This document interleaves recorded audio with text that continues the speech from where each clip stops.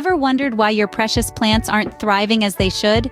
Perhaps yellowing leaves, stunted growth, or wilting seem all too familiar. These issues can often stem from improper pruning or even the lack of it. The answer could be as simple as learning the right pruning techniques. Pruning plays a crucial role in a plant's health and growth. By removing dead or diseased parts, we help our plant friends breathe easier and grow healthier.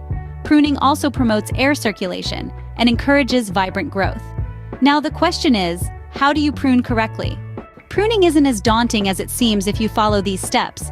Begin by choosing the right time to prune. Generally, late winter or early spring is ideal as plants are dormant and less susceptible to stress. Next, gather your tools. A sharp pair of bypass pruners, loppers for thicker branches, and a pruning saw for the largest limbs will do the trick. Always remember to sanitize your tools before and after use to prevent disease spread.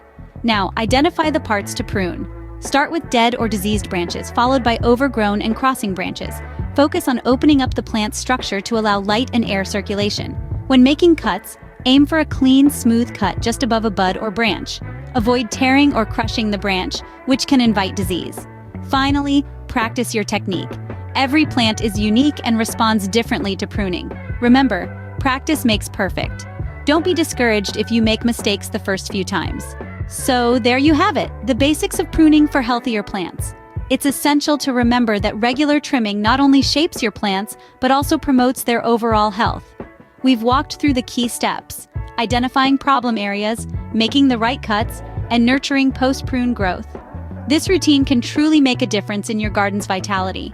If you found this video helpful, don't forget to hit the like button and subscribe to our channel for more gardening tips. Happy gardening!